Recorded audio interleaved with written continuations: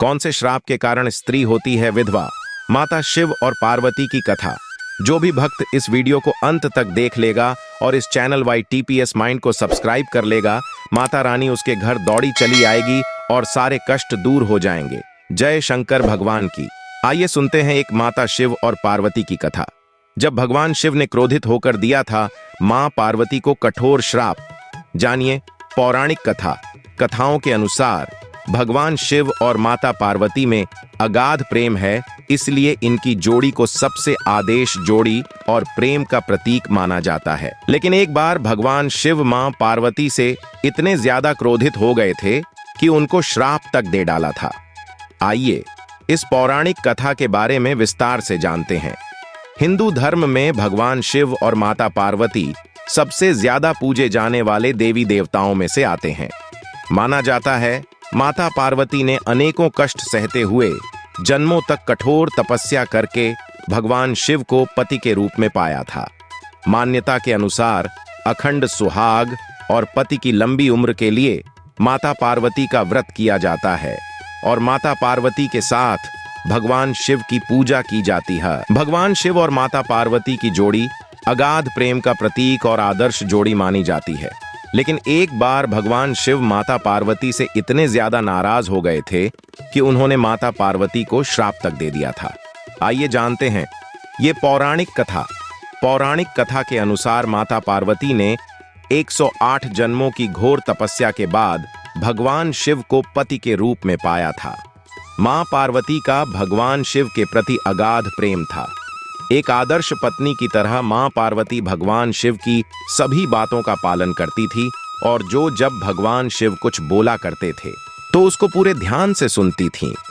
एक बार भगवान शिव मां पार्वती को ब्रह्म ज्ञान देने के लिए सृष्टि की कथा सुना रहे थे। कथा सुनते सुनते मां पार्वती किन्हीं दूसरे विचारों में खो गई। जैसे ही भगवान शिव को इस बात का एहसास हुआ कि मां पार्वती उनकी बातों पर ध्यान नहीं दे रही है, तब उन्होंने मां पार्वती से पूछा कि क्या आप मेरे द्वारा सुनाई जा रही कथा को सुन रही हैं? लेकिन मां पार्वती कहीं और खोई हुई थी, इसलिए उन्होंने भगवान शिव के सवाल का कोई उत्तर नहीं दिया। कुछ समय बाद जब मां पार्वती का अपने विचारों से ध्यान भंग हुआ और वे अपनी दुनिया में वापस लौटी, तब भगवान शिव ने क्रोधित होते हुए मां पार्वती से कहा कि आपने ब्रह्म ज्ञान का अनादर किया है। जब किसी से शिक्षा या ज्ञान लिया जाता है तब ध्यान भंग नहीं होना चाहिए, और अगर ऐसा होता है तो ये दंडनीय है। इसके बाद भगवान शिव ने दंड स्वरूप मां पार्वती को श्राप दिया कि अब आपका जन्म किसी मछुआरे परिवार में होगा। मां पार्वती को अपनी गलती का एहसास हुआ, पर तब तक काफी देर हो चुकी थी और भगवान शिव उनको श्राप दे चुके थे। अब दुख में डूबी हुई मां पार्वती मछुआरों के एक गांव में पहुंची। इस गांव के मुखिया की कोई संतान नहीं थी। एक दिन वो मछली पकड़ने के लिए तालाब जा रहा था, तब उसको रास्ते में एक पेड़ के नीचे एक कन्या बैठी हुई मिली, जो कि वास्तव में कन्या के रूप में मां पार्वती थीं। वह नन्ही कन्या पूरी तरह से वहां अकेली थी, उसके साथ कोई भी नहीं था। तब मछुआरे ने इस घटना को प्रभु की कृपा समझा और उस नन्ही कन्या को अपने साथ अपने घर ले आया। मां पार्वती उसी घर में कन्या के रूप में रहने लगीं। इस तरह मां पार्वती को अपना एक जन्म भगवान शिव के श्राप के कारण मछुआरे के घर में काटना पड़ा। विवाह से पहले भगवान शिव ने ऐसे ली थी देवी पार्वती की परीक्षा। रोचक है पौराणिक कथा। सनातन धर्म में भगवान शिव को देवों के देव महादेव कहा गया है। इन्हें प्रसन्न करना बेहद आसान होता है, इसी कारण से उन्हें भोलेनाथ भी कहा जाता है। बता दें कि माता सती और फिर उनके पार्वती स्वरूप ने महादेव को प्रसन्न करने के लिए कठोर तपस्या की थी। आज इस आर्टिकल में बताने जा रहे हैं कि किस तरह से मां पार्वती ने भगवान भोलेनाथ को कड़ी तपस्या कर मनाया था। कौन है भोलेनाथ की पहली पत्नी? बता दें कि भगवान शिव की पहली पत्नी माता सती हैं। माता सती प्रजापति दक्ष की पुत्री थीं। राजा दक्ष ने कठोर तपस्या कर मां भगवती को प्रसन्न किया था, जिसके बाद उन्होंने मां भगवती से अपने घर पुत्री रूप में आने के लिए कहा था। दक्ष की तपस्या से प्रसन्न होकर माता भगवती ने सती के रूप में उनके घर जन्म लिया था। देवी भगवती का रूप होने के राजा दक्ष की सभी पुत्रियों में सती सबसे अधिक अलौकिक थीं। वह बचपन से शिव भक्ति में लीन रहती थीं। वहीं भगवान शिव को पति के रूप में पाने के लिए माता सती ने सच्चे मन से आराधना की थी, जिसके फलस्वरूप उन्हें भगवान शिव पति के रूप में प्राप्त हुए। सती ने दे दी थी प्राणों की आहुति, लेकिन राजा दक्ष भगवान शिव को सती के लिए योग्य वर नहीं मानते थे। लेकिन माता सती ने अपने पिता व राजा दक्ष के खिलाफ जाकर शिव से विवाह कर लिया। वही राजा दक्ष ने गुस्से में भगवान शिव और माता सती को यज्ञ में आमंत्रित नहीं किया। जब सती बिना बुलाए पिता के घर यज्ञ में पहुंची तो उन्होंने भगवान शिव का अपमान किया, जिसके चलते यज्ञ वेदी में माता सती ने अपने प्राणों की आहुति दे दी। ऐसे हुआ माता पार्वती का जन्म। माता सती ने जब अपने शरीर का देह त्याग करते हुए संकल्प लिया कि वह राजा हिमालय की पुत्री के यहाँ जन्म लेंगी और भगवान शिव से विवाह करेंगी, वहीं माता सती का पार्थिव शरीर लेकर भगवान शिव उनका स्मरण करते रहे। भगवान शिव को दुखी देख जगत के पालनहार भगवान श्रीहरि विष्णु ने अपने सुदर्शन चक्र से सती के शरीर के टुकड़े कर दिए। इसके बाद माता सती ने पर्वतराज हिमालय की पत्नी मेनका के गर्भ से पार्वती के रूप में जन्म लिया। इसके बाद भोलेनाथ को पति के रूप में पाने लिए वह तपस्या के लिए वन में चली गईं। माता पार्वती की अनेक वर्षों की कठिन तपस्या और कठोर उपवास के बाद भगवान भोलेनाथ ने उन्हें अपनी पत्नी के रूप में स्वीकार किया। भगवान शिव ने ली देवी पार्वती की परीक्षा। जब तपस्या के दौरान भगवान शिव ने माता पार्वती की परीक्षा ली तो उन्होंने सप्तर्षियों को परीक्षा लेने के लिए पार्वती के पास भेजा। सप्तर्षियों ने पार्वती के पास जाकर उनको समझाने की कोशिश की शिव अमंगल वेशधारी, अघोड़ और जटाधारी हैं। वह पार्वती के लिए उपयुक्त वर नहीं है। सप्तर्षियों ने कहा कि वह भगवान शिव से विवाह कर सुखी नहीं रहेंगी, जिसके बाद माता पार्वती से ध्यान छोड़ने के लिए कहा। लेकिन माता पार्वती अपने विचारों पर दृढ़ रहीं। माता पार्वती की दृढ़ता देख सप्तर्षि काफी ज्यादा प्रसन्न हुए, जिसके बाद सप्तर्षियों ने माता पार्वती को उनका मनोरथ पूर्ण होने का आशीर्वाद दिया। फिर वह भगवान शिव के पास लौट आए। माता पार्वती के दृढ़ निश्चय की वजह से भगवान शिव ने माता पार्वती को अपनी पत्नी के रूप में स्वीकार कर उनसे विवाह किया। श्री कृष्ण ने कहा है, यह है सबसे बड़ा पाप, सजा है भयानक। भक्तों, समय निकालकर वीडियो को अंत तक जरूर देख लेना है और सच्चे भाव से, भक्ति भाव से लिख दें, जय बागेश्वर धाम महाराज की जय, श्री राधे कृष्णा जय हो। तुलसी माता की भक्ति भाव से चैनल को सब्सक्राइब जरूर कर लें और वीडियो को लाइक जरूर करें। आइए जानते हैं संपूर्ण जानकारी। शास्त्रों पुराणों में बताया गया है कि मनुष्य धरती पर रहकर जो भी अच्छे या बुरे कर्म करते हैं, उन सभी कर्मों का लेखा जोखा मृत्यु के बाद होता है और उसके अनुसार सजा और पुनर्जन्म मिलता है। ईश्वर की दृष्टि में जो अच्छे कर्म यानी आपके काम होते हैं उसे पुण्य कहा जाता है और जो बुरे कर्म होते हैं उन्हें पाप कहा जाता है। पुराणों में कई अच्छे और बुरे कर्मों के बारे में बताया गया है। गरुड़ पुराण और कठोपनिषद में तो यह भी बताया गया है कि मनुष्य को अपने पाप कर्मों के कारण मृत्यु के बाद अलग अलग तरह के पापों के लिए कौन कौन सी अलग सजाएं दी जाती हैं। गरुड़ पुराण में उल्लेख मिलता है कि मनुष्य धरती पर जो कुछ भी पाप करता है उन सभी पापों की अलग अलग सजा बारी बारी से मिलती है।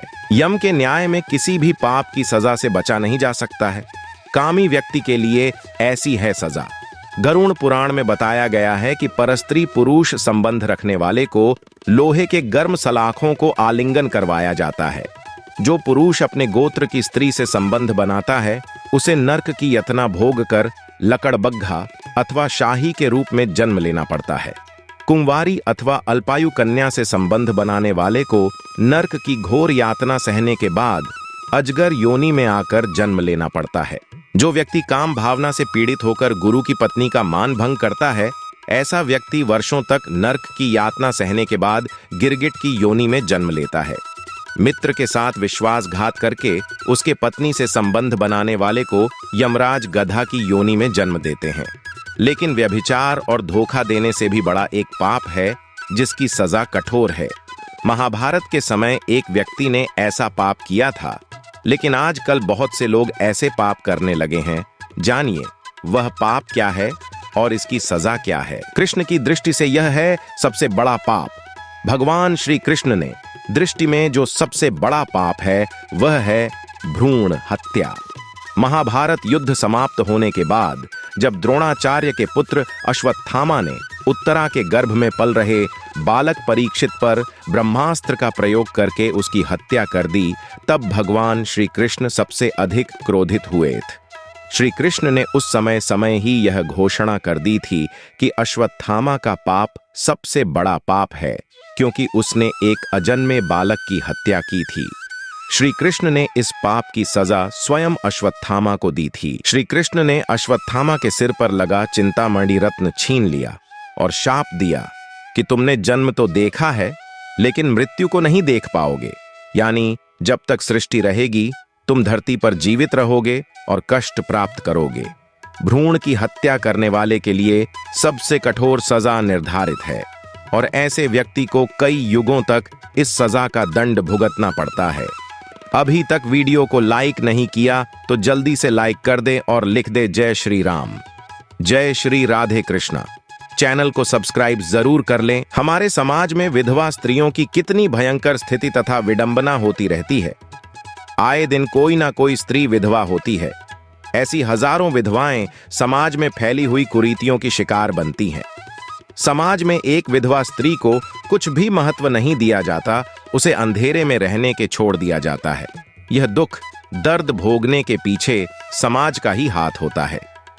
विधवा स्त्रियों को अशुभ मानते हैं।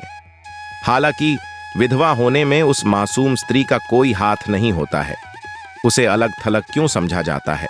समाज में विधवा स्त्री के बारे में कितनी बातें फैलाई जाती हैं। उससे घर के बड़े छोटे बात बात पर प्रताड़ित करते हैं और अपमानित करते हैं। यह एक स्त्री का घोर अपमान है।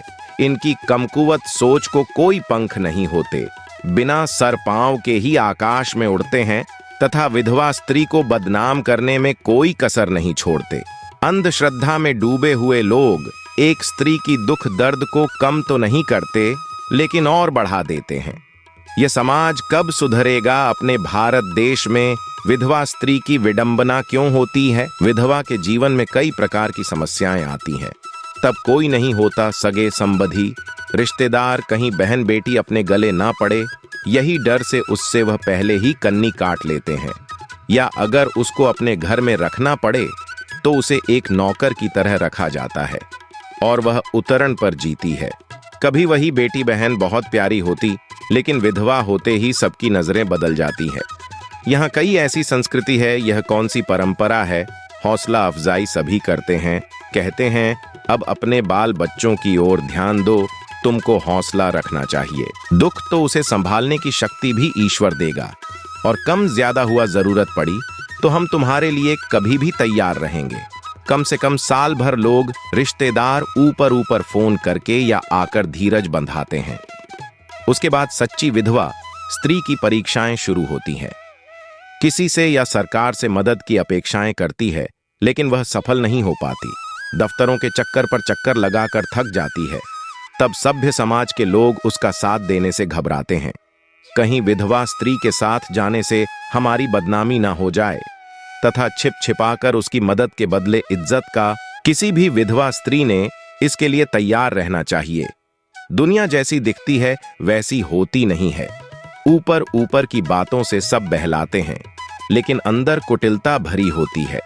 हालांकि सच्चे सहारे की जरूरत होती है, लेकिन सहारा न देकर दुख दर्द ही झोली में पड़ता है। इससे तो अच्छा है कि खुद मेहनत कर अपने बाल बच्चों का पोषण मेहनत मजदूरी करके किया जाए तो बेहतर स्थिति हो सकती है और विधवा स्त्री का मान भी बना रह सकता है। हिंदू धर्म में विधवाएं क्यों पहनती हैं सफेद वस्त्र? जानिए 6 कारण। मांगलिक है सफेद वस्त्र। सफेद रंग हर तरह से शुभ माना गया है, लेकिन वक्त के साथ लोगों ने इस रंग का मांगलिक कार्यों में इस्तेमाल बंद कर दिया। हालांकि प्राचीन काल में सभी तरह के मांगलिक कार्यों में इस रंग के वस्त्रों का उपयोग होता था। पुरोहित वर्ग इसी तरह के वस्त्र पहनकर यज्ञ करते थे। सच तो यह है कि सफेद रंग सभी रंगों में अधिक शुभ माना गया है। इसीलिए कहते हैं कि लक्ष्मी हमेशा सफेद कपड़ों में निवास करती है। 20-25 वर्षों पहले तक लाल जोधे में सजी दुल्हन को सफेद ओढ़नी ओढ़ाई जाती थी। इसका यह मतलब कि दुल्हन ससुराल में पहला कदम रखे तो उसके सफेद वस्त्रों में लक्ष्मी का वास हो। आज भी ग्रामीण क्षेत्र में सफेद ओढ़नी की परंपरा का पालन किया जाता है। पति की मौत के बाद यदि किसी का पति मर गया तो उसे विधवा और किसी की पत्नी मर गई है तो उसे विधुर कहा जाता है। शास्त्रों के अनुसार पति की मृत्यु के 9वें दिन उसे दुनिया भर के रंगों को त्याग कर सफेद साड़ी पहननी होती है। वह किसी भी प्रकार के आभूषण एवं श्रृंगार नहीं कर सकती।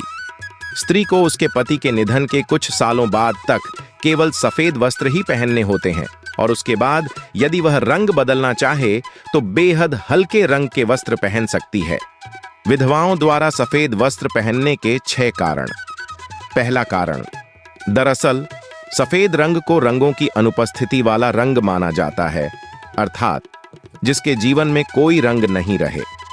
सन्यासी भी सफेद वस्त्र धारण करते हैं। जब महिला का पति मर जाता है तो उसके लिए यह सबसे बड़ी घटना होती है। इसका मतलब कि अब उसके जीवन में कोई रंग नहीं रहा। दूसरा कारण, सफेद साड़ी पहनने से महिला की एक अलग ही पहचान बन जाती है।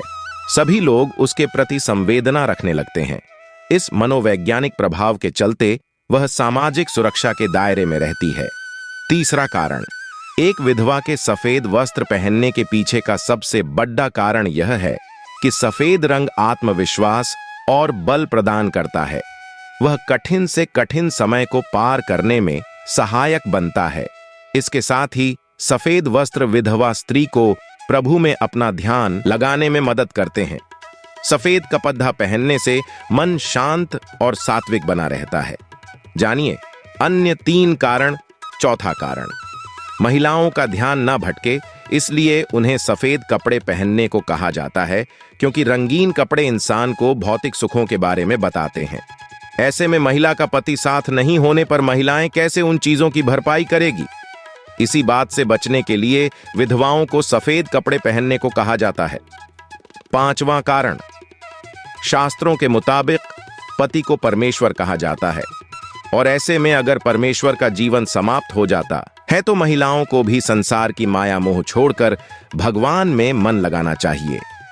6ठा कारण, ऐसा माना जाता है कि पुत्र या पुत्री का जन्म हो चुका हो और उसके बाद पति की मौत हो गई हो तो दोबारा शादी नहीं करने से पुत्र पुत्रियों के जीवन पर विपरीत या प्रतिकूल असर नहीं पड़ता है। उनके भीतर भी नैतिकता और अपने पिता के प्रति जिम्मेदारी और संवेदना का भाव उत्पन्न होता है। यह एक ईमानदार प्रयास माना जाता है। जो भी भक्त इस वीडियो को अंत तक देख लेगा और इस चैनल YTPS माइंड को सब्सक्राइब करेगा, माता रानी की कृपा होगी। विधवा महिलाओं को शुभ कामों में क्यों नहीं किया जाता है शामिल? हमारे देश में समाज की सोच बहुत अहम मानी जाती है और आज के दौर में भी उन रीति रिवाजों को माना जाता है जो काफी समय पहले ही खत्म हो चुके हैं। और इस बात से तो कोई अनजान है नहीं कि आज भी महिलाओं के लिए बहुत सारे नियम बने हुए हैं जिनको बहुत पहले ही खत्म हो जाना चाहिए था। कहते हैं जमाना बदल रहा है, औरतें पुरुषों के साथ कदम से कदम मिलकर चलने लगी हैं। इस बात में कोई दो राय नहीं है, लेकिन आज भी कुछ लोग ऐसे हैं जो कुछ रूढ़िवादी सोच के नीचे दबे हैं। बात करें विधवा महिलाओं की तो विधवा महिला समाज में आज भी अपशगुन मानी जाती है, जैसे उन्होंने बहुत बड़ा पाप किया हो, उसके पति की मौत का कारण वो खुद हो। इस तरह से उसके आत्मा को चोट पहुंचाई जाती है। अगर विधवा महिला कहीं किसी शुभ कार्य में शामिल होती है तो उस महिला को शुभ काम में आगे नहीं आने दिया जाता। जैसे शादियों में होने वाली रस्म रिवाज में विधवा महिला आगे आकर उस रस्म को नहीं अदा कर सकती। विधवा चाहे जो भी हो, मर्द या औरत, समाज के रीति रिवाज सबके लिए एक है। पति की मौत के बाद महिला का जीवन खत्म नहीं होता। पति की मौत के बाद औरत की दोबारा शादी कोई मुद्दा ही नहीं होता। समाज यह मानता ही नहीं है कि एक विधवा औरत की भी सेक्सुअल नीड्स हो सकती हैं। क्या पति के मरने के बाद औरत की सेक्सुअल जरूरतें भी खत्म हो जाती हैं? सिर्फ यही क्यों, क्या एक अकेली विधवा औरत को एक साथी की जरूरत नहीं होती जिसके साथ वह खुलकर अपने मन की सारी बातें साझा कर सके? जिस देश में शादी ही औरत की जिंदगी का मकसद होता है, उस देश में विधवा होने का मतलब होता है जीवन का निरर्थक हो जाना। जिस देश में पति परमेश्वर होता है, उस देश में विधवा होने का मतलब होता है भगवान का आसरा छूट जाना। जिस देश में औरत की खुशी इस पर निर्भर करती है कि उसका पति उससे खुश है कि नहीं, उस देश में विधवा होने का मतलब होता है बिना खुशियों के जीवन जीना सीख लेना। जिस देश में शादी के बाद ससुराल ही नया घर होता है, उस देश में विधवा होने का मतलब होता है बेघर हो जाना। हमने अपने आसपास कई ऐसी महिलाओं को देखा होगा जिनके पति की मौत के बाद उनके साथ अपने परिवार और समाज द्वारा कैसे भेदभावपूर्ण व्यवहार किया जाता है।